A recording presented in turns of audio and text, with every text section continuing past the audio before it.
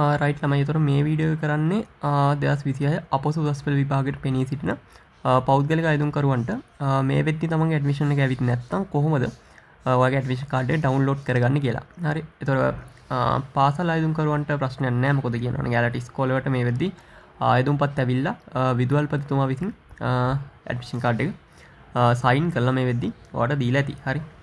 එහෙම තාම හම්බෙච්ච නැති කට්ටිය ඉන්නවා. ඉතිරි දවස්වල ඔයාගේ අතට ඇඩ්මිෂන් එක හම්බෙයි. එතකොට පෞද්ගලික අයදුම්කරුවෝ ගත්තොත් එයාලට රෙජිස්ටර් දැපෑලෙන් හරි රෙජිස්ටර් පෝස්ට් එකෙන් තමයි එයාලගේ අයදුම්පත් හම්බෙන්නේ.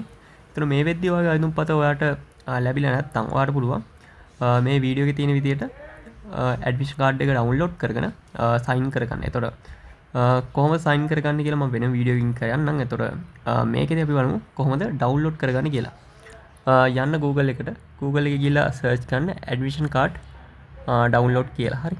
ඊට පස්සේ මේ උඩින් වෙන සයිට් එක මම ඩිස්ක්‍රිප්ෂන් එකේ හරි පළවෙනි ෆස්ට් පින් කමෙන්ට් එකේ හරි ලින්ක් එක දාලා තියන්නම්. ඔයාලට ඒ ලින්ක් එකෙන් ගිහිල්ලා පුළුවන් මේ සයිට් එකට එන්න. හරි. ක්ලික් කරන ලින්ක් එක ක්ලික් කරාට පස්සේ ඔයාව ලෝඩ් කරන මේ වගේ ඉන්ටර්ෆේස් එකකට මේකේ select that examination කියලා මෙන්න මෙතන පොඩි drop down list එකක් තියෙනවා. මේක යටට ගියාට පස්සේ මෙතන තියෙනවා GCE advanced level examination ඔයාලට පේනවද? මේදී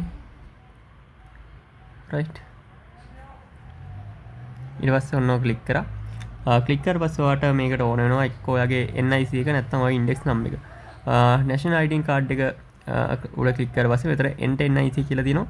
ඊට පස්සේ මේ I am human කියලා මේ verification එකක් තියෙනවා. මේ verification එක කරාට පස්සේ හරි